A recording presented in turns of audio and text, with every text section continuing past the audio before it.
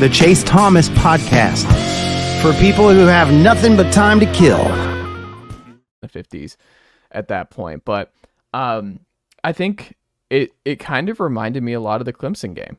When I think back to it, outside of the deep shots that Tennessee was hitting in that one, in terms of the defense, I think did play a lot better in that Clemson game. And I think the takeaway here was the defensive line is the strongest it's been in the Heupel era. And unfortunately for Ryan Schumpert and our DMs, and on this very program, we have to lead off with the America's favorite segment on Go Big Guards Recap, which is where Chase was right. And where Chase was right all offseason was, it's not Joshua Josephs, it's not Roman Harrison, it's not Tyler Barron, who had 2 sacks yesterday. It was James Pearce, where, look, you put up the videos on Rocky Top Insider's YouTube page where we see guys get off the line with Rodney Garner doing that little drill where he pulls it up with the stick. He pulls it up. Yep. The fastest guy and the best twitch, the biggest physical specimen doing that drill for the last 2 years has been James Pearce. Where you're like, oh yeah, James Pearce, and so much of being a Leo guy is just being able to beat these guys one-on-one in different ways and overpowering them and being kind of just a physical freak. James Pearce is a physical freak at that Leo spot, and he got home early and often in this one and had a breakout. And a lot of the guys, when you heard them talk about in the post game, where they're like, we weren't surprised about James Pearce's coming out, it's because, like, I'm sure they all see it in practice all the time, where it's like, no, we look around, you can see it. James Pearce looks like a first-round Leo guy, potential-wise, and if that's the new James Pearce, Tennessee's defensive line is going to be quite good in 2023.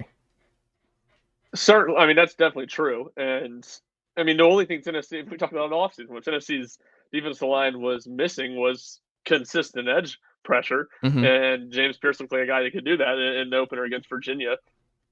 Fascinating how they used him. It still feels like he's a little slender to consistently play every down. Not to say he can't be out there on first and second down and hold up some against a run, but he still was, outside of those third down pass rush packages, pretty even with Josh Josephs on snaps behind Roman Harrison. So I think it becomes interesting how much can they grow him and what he does besides just being a third down pass rusher. And then just obviously, Virginia's, I hate to be the guy to pump the brakes a little bit. But that's a really bad Virginia offensive line.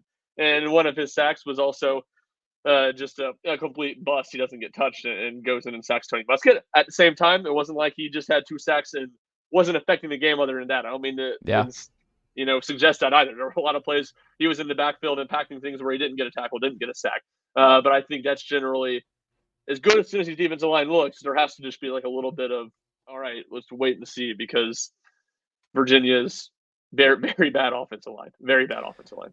And the biggest thing, too, these are all on third downs, where it's actually Tennessee has a scary third down pass rush for the first time in the Heupel era, where Omar Norman-Lott, Amari Thomas, Tyler Barron, and James Pearce is a scary foursome. Like, that is something we have not seen. We've been waiting for it. But if that's the big four and they're healthy, it's a really, really good big four. And it also makes things better when Tate McCullough is getting every single snap at safety for the foreseeable future, it looks like.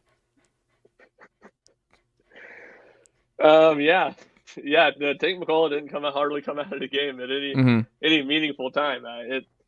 As Tim Banks said, I guess it would have been last week. It all starts and ends with Jaylen McCullough in the back end, which is what every Vol fan wants to hear. But no, you're right. Omar Norman-Lott is, to me, he was the under the radar guy that really stood out. Well, I have 2 of them actually, but on the defensive line, he was the under the radar guy that stood out. He didn't make a ton of tackles.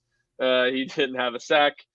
2 of those guys you just mentioned in that third down package had 2 sacks. So he's not going to get a ton of mention, but I was really impressed with him. And that's kind of a coordination, probably wouldn't be the right word, but just a continuation of what you heard all offseason, where Tennessee gets him from Arizona State, solid player at Arizona State, probably going to help them be in the rotation. Now, high expectations. And then Dejon Terry leaves at the real start of June, I think it was, or maybe end of May.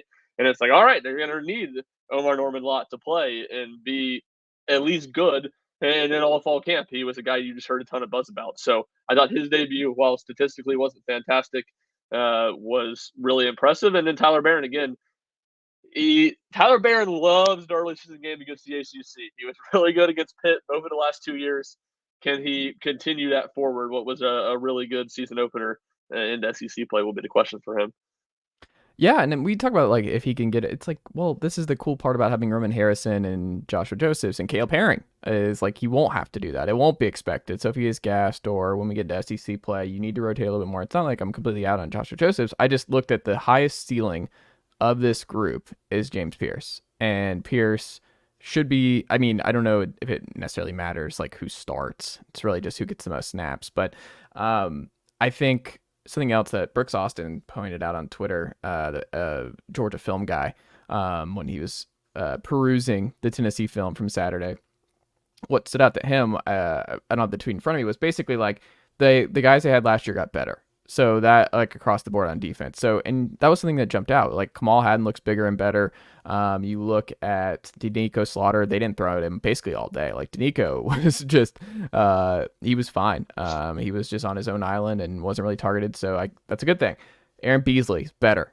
He's bigger, faster, stronger. And Keenan Peely, better than what Tennessee had a year ago. And then you look at Amari Thomas. I think he's better. Tyler Barron definitely looked better and probably the best he's looked in a Tennessee uniform. James Pearce is better.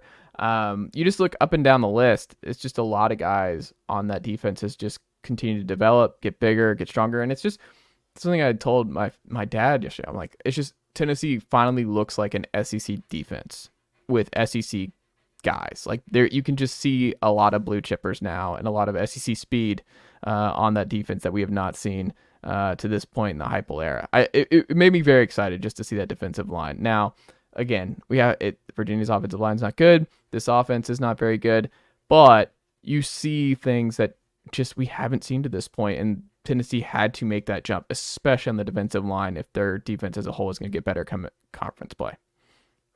Yeah, I'm pumping the brakes on some of that, especially with the secondary. I mean, you're right. Danico Slaughter, I was great. You didn't see the ball thrown to him. Kamal Hadden, I thought he obviously played well.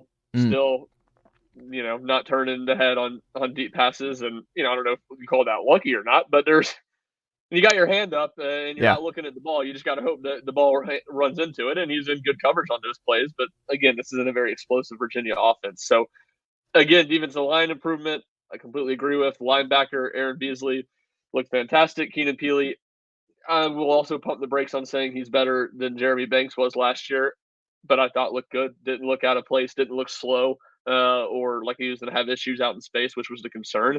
And then I guess that leads me to the other guy, the kind of under radar guy I thought played really well, which is Elijah Herring. You as a hater, and hold on, not as a player. As a uniform guy, like my beef with Elijah is the beef with the uniforms. He's not wearing what? Your beef is with the uniforms, but you have used it against him as what I can see him be doing. As I should. It's